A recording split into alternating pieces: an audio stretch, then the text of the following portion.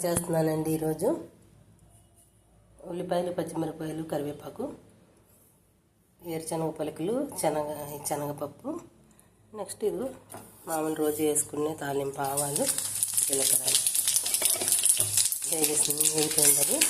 మళ్ళీ పప్పులో వేసేసి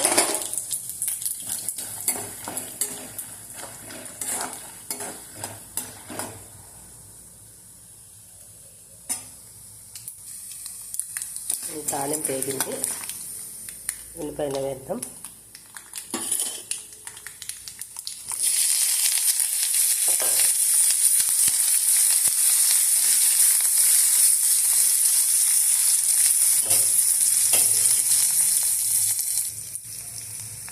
ఇంకోండి వేగింది, ఉల్లిపాయ తాలింపు వేగింది.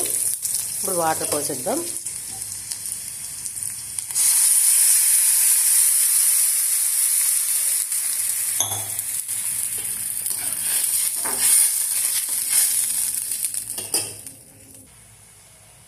వాటర్ వేసిన ఇప్పుడు మరి కొంచెం సాల్ట్ వేసుకుందాం. ఉప్పు వేసేసి ఇప్పుడు మూత పెట్టేద్దాం. మరుగుతుంది.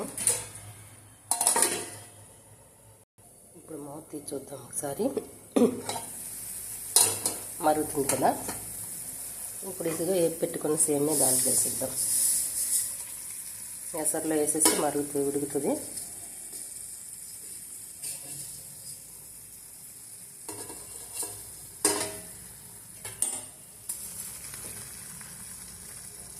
మనకి వేపిన సేమ్యా కూడా దొరుకుతుందండి మార్కెట్లో. కానీ నేను ఎప్పుడు పచ్చి సేమ్యా తెచ్చుకొని ఇలా వేపుకుంటాను ఎప్పటికప్పుడు. డ్రై రోస్ట్ సేమ్యా దొరుకుతుంది మార్కెట్లో. మూత పెట్టేద్దాం. ఒకసారి మూత తీసి చూద్దాం.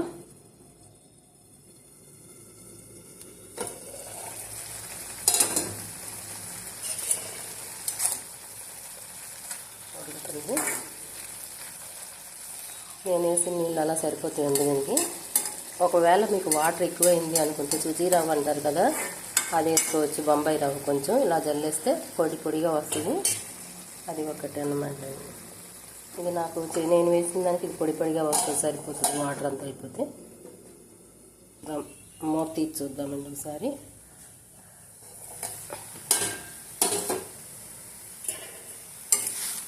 అయిపోయిందండి.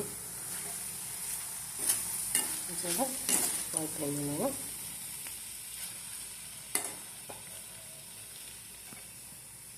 ఆపేద్దాం. స్టవ్ ఆపేసి